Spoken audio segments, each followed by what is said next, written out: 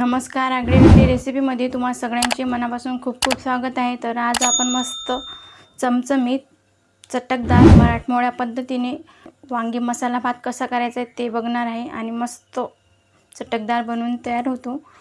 पावसाळ्याचे दिवस सुरू झाले तर मस्त गरमागरम हा वांगी भात तर झालाच पाहिजे। स्वयंपाक करायचा कंटाळा आला असेल, हलकं फुलकं काही खावं असं वाटत असेल तर झटपट हा वांगी भात तुम्ही बनवून खाऊ शकता। जास्तीचा वेळ लागत नाही, पटकन बनवून तयार होतो। झटकीपट रेसिपी आहे, पटकन चमचमीत हा वांगी भात आपण करायला घेऊयाच। पण त्यासाठी तुम्हाला व्हिडिओ संपूर्ण शेवटपर्यंत बघायचा आहे, अजिबात कुठे स्किप करू नका।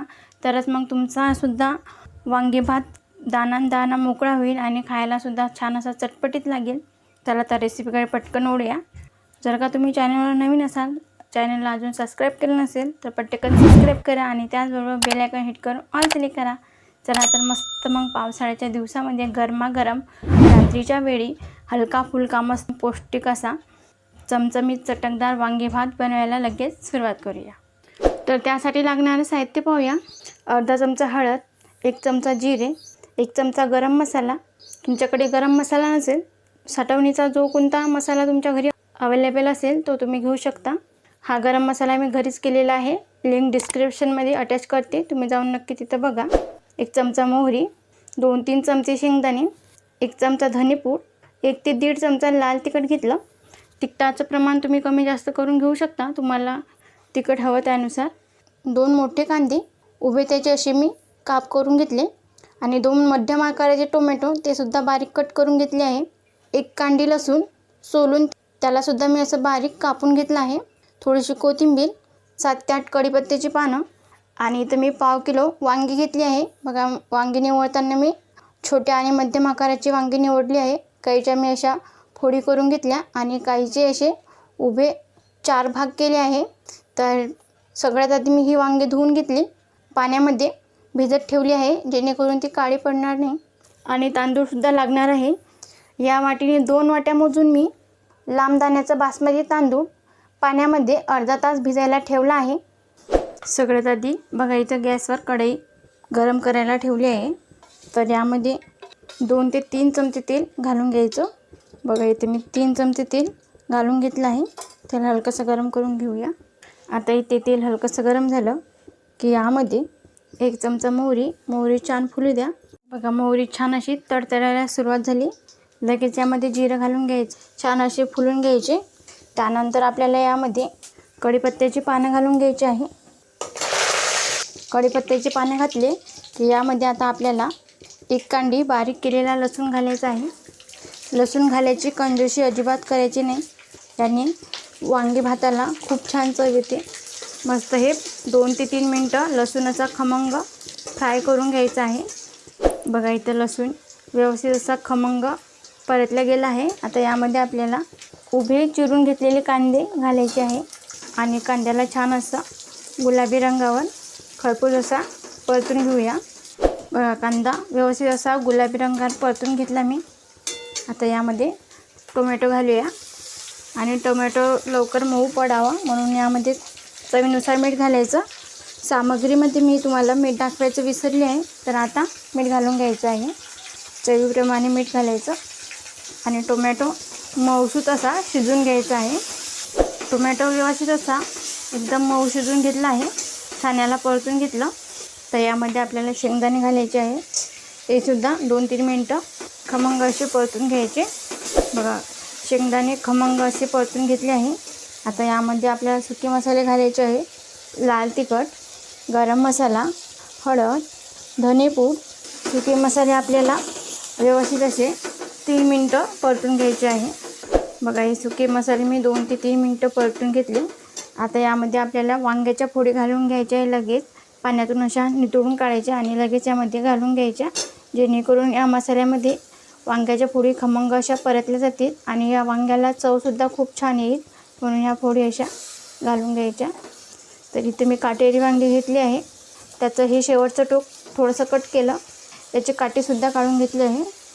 मसाल्यामध्ये वांगं खमंग असं परतून घेऊया। बघा, इथे वांगी छान मसाल्यामध्ये अशी खमंग परतून घेतली आहे, सगळा मसाला वांगीला लागला आहे। आता यामध्ये आपल्याला अर्धा ग्लास इतकं पाणी घालायचं आहे।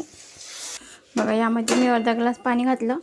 आता यावर आपल्याला एक झाकण ठेवायचं आहे आणि फक्त 5 ते 6 मिनटाची एक वाफ काढून घ्यायची आहे. हलकीशी वांगी शिजवून घ्यायची आहे 5 ते 6 मिनटं. तर इथे 5 ते 6 मिनटं झाले आहे. आता आपण झाकण उघडून बघूया.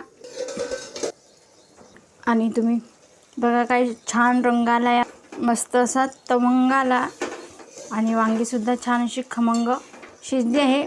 अर्धवट ही वांगी शिजून घ्यायची, कारण भातासोबत बी ती वांगी शिजणार आहे. मस्त तुम्ही अशा पद्धतीने हे वांग्याची भाजी बनवून खाऊ शकता. पण आपल्याला भात करायचा आहे. तर तांदूळ भिजून अर्धा तास झाला आहे. संपूर्ण पाणी मी निथळून काढलं. आता हा तांदूळ आपल्याला यामध्ये घालायचा आहे. बघा भिजत ठेवल्याने छान हा असा लांबसडक होतो आणि एकदम पांढरा शुभ्र देखील होतो. सगळे तांदूळ यामध्ये घालून घेऊया. बघा यामध्ये सगळे तांदूळ घालून घेतले आहे. चांगले हे हलक्या हाताने मिक्स करायचे. बघा व्यवस्थित मी इथे मिक्स करून घेतले आहे. आता यामध्ये आपल्याला 1 ते 1.5 ग्लास पाणी घालायचं आहे. बघा इथं टोटल फक्त 1.5 ग्लासच पाणी घालायचं आहे. जास्तीचं पाणी घालू नका, कारण आपण तांदूळ भिजायला ठेवले होते. व्यवस्थित हे मिक्स करून घ्यायचं पाण्यामध्ये. मस्त तवंग आला याला, तुम्ही बघू शकता. तरी खूप छान अशी जबरदस्त आली आहे. बघता क्षणी तोंडाला पाणी सुटेल. आणि मस्त हा मराठमोळ्या पद्धतीने चमचमीत वांगी भात बनून तयार होतो. पावसाळ्याचे दिवस आहे, बाहेर मस्त धो पाऊस पडत आहे. आता यावर झाकण ठेवायचं आणि मंद आचेवर 10 ते 12 मिनटं हा भात शिजवून घ्यायचा आहे आपल्याला. आता इथे 10 ते 12 मिनटं झाली आहे. झाकण उघडून बघूया. आहा, क्या बात आहे. तुम्ही बघू शकता मस्त दाना मोकळा झाला आहे. खूप छान हा वांगी भात झाला आहे. क्या बात आहे. मस्त असा लाजवाब हा वांगी भात झाला आहे. आता लगेच गॅस बंद करून घ्यायचा.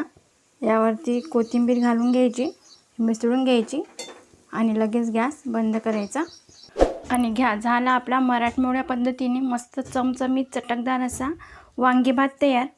बघा भात मस्त मोकळा सुटसुटीत झाला आहे. दाना वेगळा झाला आहे आणि खायलाही खूप छान लागतो. पावसाळ्याचे दिवस आहे, तर मस्त रात्रीच्या जेवणामध्ये हा गरमागरम भात झालाच पाहिजे.